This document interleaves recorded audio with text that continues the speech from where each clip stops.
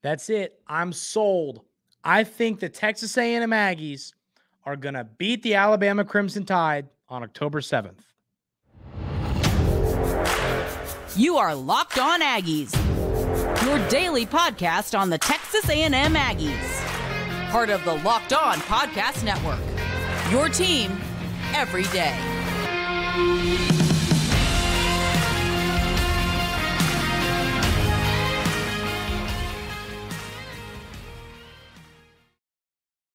Welcome on into Locked On Aggies. I'm your host, Andrew Stefaniak. Thanks for making Locked On Aggies your first listen every single day. I think Texas A&M is going to beat Alabama. 24/7 Sports put out their projected record for each SEC team. And the first thing that they put out for Texas A&M, they think the Aggies are going to go 9-3 with a win over Bama and losses to Tennessee, Ole Miss, and LSU. So 9-3. I'm trying to, think how we would feel about that. I think 9-3 is a season I'm not going to be upset with by any means. Not going to be upset with 9-3, but I would love 10-2 is the number that would make me absolutely stoked. 10-2. You find a way to knock off Bama and then beat Ole Miss. I think the easier route, honestly, is dropping the Bama and LSU games and then beating Tennessee and Ole Miss. It's funny how you see in the media, you see the hype trains. The hype trains chugging along. The hype train right now, I've seen a lot of negative talk about Ole Miss.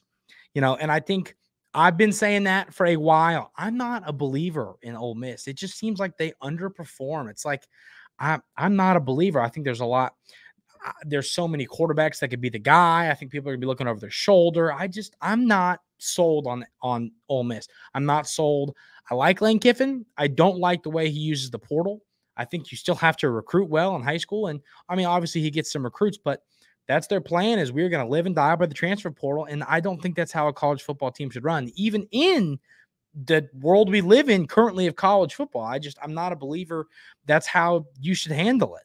So my thought here is I think Texas A&M can beat Alabama. We've talked a lot about this game, but the reason that we're talking about it is because this hype is starting to build. This is the second time I've seen a national publication predict Texas A&M to beat Alabama. Now, of course, this was on 24/7 Sports, like I said, that they predicted the record. People really like I said, that's the second time I've seen this, and it is really starting to seem like people are getting behind this. Now, Alabama was, of course, preseason AP poll ranked number 4. We're going to talk about the AP poll in a little bit. The Aggies were there, but it's a manageable schedule, which we're going to talk about a little bit later. I think that Texas A&M, to have a successful season, you have to win 9 games. 9+ games, I'll take as successful.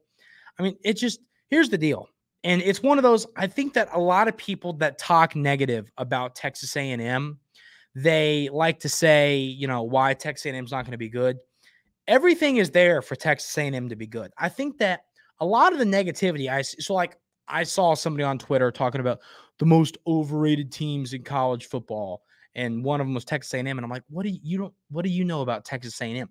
People that don't understand this team don't realize how much talent this team has, don't realize what Coach Petrino is going to bring to the table, don't realize that last season was horrendous, but you had a lot of young talent playing that is now developed. Like, there is so much pointing in positive directions for this Texas A&M roster that I think people, the Twitter warriors, I think people don't understand the ceiling for this football team. People say overrated. Oh, Texas A&M, they were bad last year. Why are they ranked 23rd? They're ranked 23rd because they have one of the best rosters in college football.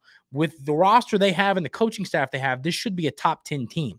I'll tell you this right now. If Texas A&M went, 7-5 last year, if Texas A&M went 7-5 last year and won their bowl game, or even lost their bowl game, I'll tell you this right now, I think Texas A&M's top 15 preseason, if not higher than that. I think the perspective, which I get it. I get why Texas A&M's ranked where they are. You have to. You can't have them in the top 10 after what they did last year. I'm not saying they should be there. I'm saying the roster is good enough for them to be there. So, but I think beating Alabama is a possibility. I can't express enough that it's still Alabama. I have so much respect for that program, so much respect for Nick Saban.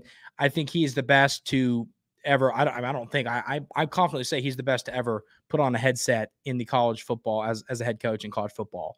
So, beating him is never easy. Not a lot of coaches beat him a lot. Not many coaches have beat him multiple times. So, Coach Fisher has a tall ask in front of him, but this game is in Kyle Field. This game is in front of your home crowd on October 7th. I'll tell you this. I'm going to explain to you, it's going to lay it out plain and simple, what has to happen for Texas A&M to win this game. We talk about destiny, and this is just kind of my opinion on sports. As a sports fan, there feels like games a team is just flat out destined to win. I'll give you a great example. It was Tennessee to beat Bama last year. I knew before that game kicked off that the Vols were winning that game. You could just feel it. You could feel the vibes. You could feel it in the air. Neyland Stadium is absolutely bumping. One of the coolest atmospheres I've ever seen. Let me paint a picture for you. Texas A&M starts their season with wins over Miami, Auburn, and Arkansas, and of course the two other non-conference teams, New Mexico and Louisiana Monroe. You do that, you start the season 5-0. You got a 5-0 Alabama team coming to your place. It's going to be college game day. It's going to be the biggest game of the week. It's going to be a primetime game. You're going to have pumped up fans ready to rock and roll. If that happens, Texas A&M wins this football game. It's a destiny thing. It's just, you know what I mean? And listen, toss me some hate for this in the comments. Let me know. I understand that. I appreciate that. That's just my take on sports. You can feel these things out. It's like a team can't beat this team and stuff like that. If that's the case, I'm willing to say confidently, I'll put it out there right now. If Texas A&M and Alabama are both 5-0 going into their matchup, I think Texas A&M wins in front of their home crowd. And I think that puts them as probably a top 5 team in college football when they hit, when the next AP poll comes out after that game. It just feels like that's the destined thing to happen. If they come in struggling, if you drop the Miami game and the Arkansas game, or you start the season 3-0, but then you drop back-to-back SEC games, you start SEC play 0-2 against Arkansas and Auburn, then I lose a lot of confidence Texas A&M wins that game. I think that if you come into that game 4-1, you still have a shot. I think your shot decreases. But if you go into that game 5-0 with the crowd bumping, and I know Aggie fans are going to be there regardless of what the record is. But it's just the vibe of it, the feel of it.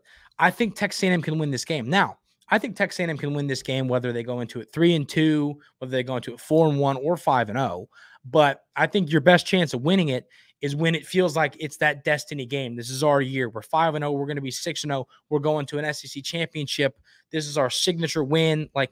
That's when this kind of stuff happens. So if Texas A&M goes into that game 5-0, I could see that becoming a reality. If they stumble into that game, they're 3-2, 4-1, I lose faith a little bit in the chance of that happening. But like I said, that means that Texas A&M in this 24/7 sports prediction, they were predicted to beat Bama, Arkansas, South Carolina, Auburn, Miami, Mississippi State, and then, of course, the 3 other non-conference games, and then lose to Tennessee, Ole Miss, and LSU.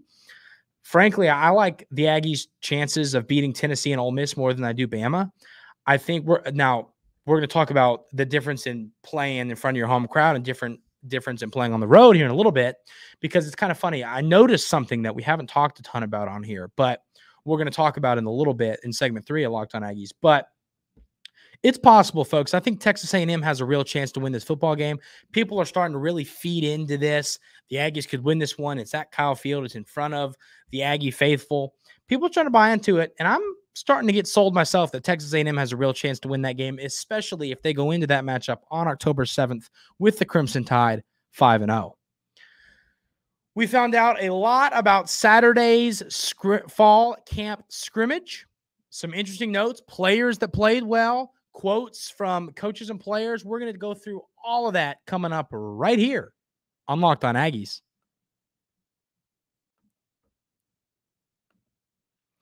But first, I want to tell you about our friends over at Nutrafol. I just got my Nutrafol shampoo and conditioner in recently. I used it yesterday. I used it today. It is awesome. I mean, it makes your hair feel good, smell good, makes it feel soft. I mean, this is some of the best shampoo I've ever used. I'm a full-on believer. I am going to have to order some more. This shampoo, it smells great. It is an all-around great product. And shampoo, you want to smell good. You always want to smell good. You want to have good shampoo. You want to have clean hair. You don't want to have greasy looking hair. I love the way my hair looked, felt, and smelled after using this shampoo and conditioner. You have got to go check it out. And if you are looking for help with hair thinning and such of this and things like that, they have products for that as well. Folks, I mean, it's part of it. Everybody struggles with this kind of thing. It happens. I get it. We all get it. We've all been there.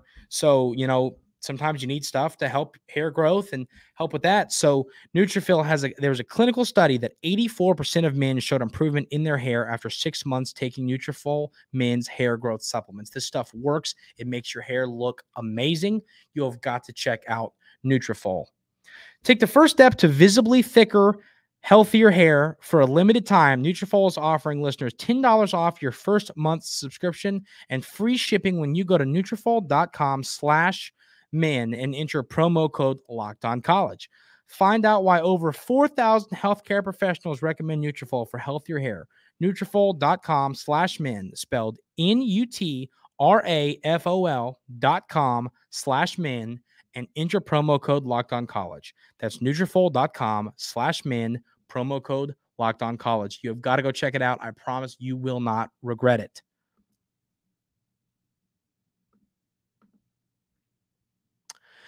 This past Saturday, there was a scrimmage between the Aggies offensive players and the Aggies defensive players. We have some interesting notes from that and some quotes to go through. The first thing I want to talk about, this is an interesting note I've seen all around. We talked yesterday about Donovan Green going down with the ACL tear. You're going to have to replace that production. You're going to have a tight end step up and really have a good showing. And I heard two positive notes about my main man, Theo. We talked about yesterday on Locked On Aggies that I think Jake Johnson's going to have to step up. Could it be Theo? I mean, Demani Richardson on the podium was taught. All he could say was positive things about Theo, that he thinks he could step in and help in this role. Coach Fisher said that Theo caught like 8 passes in the scrimmage. I mean, here's the deal. He's a guy, he didn't have a reception last year. We talked about how Jake only had 1, so it's not like he had a ton. But Theo could be the guy too. I don't think I talked enough about him yesterday when I discussed, some potential players to fill in for the hole left by Donovan Green. Plus, Max Wright was held out of the scrimmage with just a little bit of a nagging injury. Coach Fisher made it very clear that he's going to be good to go for the season. It's nothing to be concerned about. But, I think it's a talking point. And then, so Demani Richardson talked about the scrimmage. He says that the 1s, 2s, and 3s on defense all looked good. The offense looked good. He talked about there's some stuff to clean up, but he felt good about how the team looked as a whole, and he thinks that they're in a good spot heading into the start of the season. For those that want a sunshine pump on this wonderful Wednesday, whenever you're sitting here watching Locked On Aggies, Jimbo Fisher was asked about the 2024 college football playoff being in Houston, and his response would be, "That would be neat. I'm all for it." I've talked about here on Locked On Aggies how I think 2024 could be the year. You look at the schedule. Texas A&M has a pretty easy schedule compared to some others. You're talking about the fact that talent that you brought in is going to continue to develop and get older and get better and bigger and faster, stronger. So 2024, if it's not this year, it's going to be 2024 when the Aggies fully explode onto the scene as a contender for, I think, a national championship. So Jimbo Fisher's next quote, I love this. This quote to me was slush.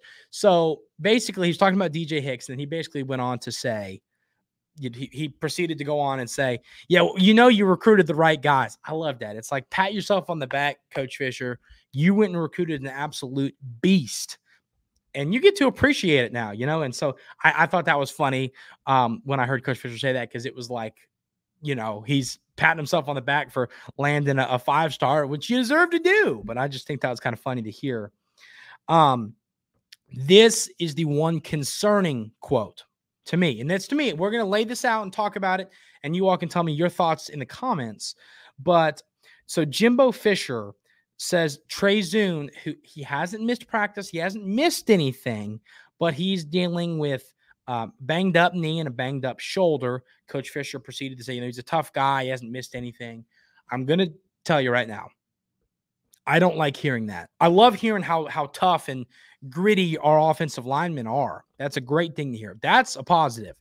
But you don't want players banged up going into the season. We got a comment talking about on yesterday's show about, like, is there something wrong with strength and conditioning, and that's leading to some of these injuries? I'm going to do some research on that, and we're going to have that be a segment potentially later this week and early next week. But I'm starting to think that could be a reality. Now, I don't know how much that plays into the ACL tear. I have my roommate's in medical school and so he wants to get into helping athletes. So I'm going to have to ask him, like, does ACL apply to that with what happened to Donovan Green? But, like, this is the type of stuff. It's like, is strength and conditioning going the right way? Why are people already banged up? So that's a conversation that I'm going to have, and we'll then have here on Locked On Aggies coming up at some point. But I don't love hearing that one of your potential starting offensive linemen is banged up. I don't think potential. I mean, I feel pretty confident Zuhn's going to be a guy. So I don't like hearing that he's already banged up. You don't want to hear that. I think Jimbo meant it in more of a, yeah, he's a tough guy. He's strong. He's going to fight through anything, which is, like I said, that's great to hear. We want to hear that. You want to hear positive things about how tough and how gritty your players are. But at the same time, I don't want to hear about people being banged up. I don't want to hear about people. That's not the stuff I want to hear. So, that was a little interesting to me that he kind of came out and said it like that. Now, I could be reading too much into this. It could be this little nothing injury that's no big deal. I don't know. But let me know in the comments. Does that quote freak y'all out at all? Do you want to hear something different? Would you have liked Coach Fisher to maybe not said that? Let me know that in the comments. But speaking of Trey Zuhn, now, this is going to be a quote where you're like, some might say, well, what do you expect him to say? But he was asked, basically, should fans be concerned about the offensive line this season? And he said, no. We have 7, 8, 9 guys who can come in, who are competing, who can play right now. And to me, I take that away as a positive. Now, I get it. He's not going to be like, yes, fans should be concerned. We're not going to be very good. He's not going to say that. I get that. But, I like hearing that there's open competition. People are fighting for spots. That all leads to positive stuff on the field. So I'm happy to hear that. Jimbo Fisher talked about how Anias and Moose are going to be returning punts, but Bryce Anderson and Le'Veon Moss are going to help out in the return game. So we're going to see some interesting stuff in the return game. I'm excited to see Anias is just dominant returning. So he's like a lightning bolt. So I'm excited to see that. Coach Fisher also talked about how Chase Basantis and Demetrius Cronover are looking outstanding on the offensive line. There's talking more about your depth. I don't know how many snaps are those guys going to play. Are they going to play really snaps at all? I don't know. But I like hearing positives about some of your guys in the 2 deep because, well, we see last year, you have injuries, you have people underperforming. You might need some of these guys on the field at some point. So hearing that they're doing well is exciting to me because that tells me you're going to have some backups that are capable if you potentially need them for some reason.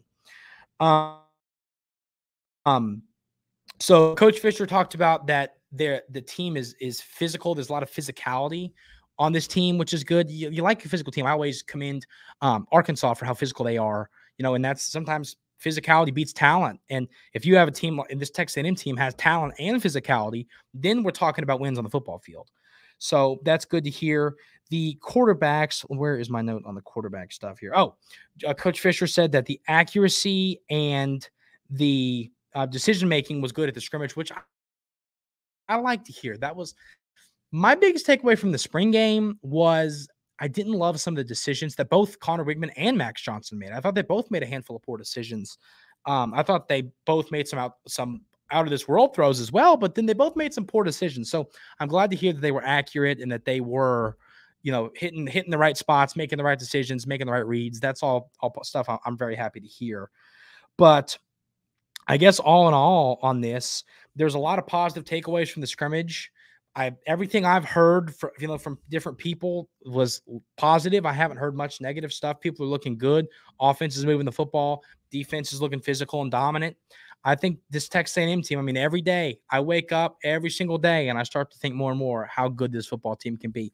And I am glad to hear that a tight end has stepped up. Will it be Jake? Will it be Theo? I don't know who's going to end up being the guy, but you love seeing that at this scrimmage, Theo stepped up. Demani Richardson commended him, gassed him up, talked him up a little bit, saying lots of positive things about him, how, he's doing well. So hopefully Theo can be a guy that can come in and fill in for Donovan Green. And if not him, Jake. Heard positive things about Jaden Platt as well. So I feel a lot better about this tight end room after hearing Trey Zuhn, Demani Richardson, and Coach Fisher talking about what the plan is going forward now that Donovan Green went down with ACL tear. The Aggies were ranked number 23 in the AP poll, which means we're going to start the year number 23. Texas A&M plays 4 ranked opponents this season, and there's something about this I don't like. We're going to talk about that coming up right here on Locked On Aggies.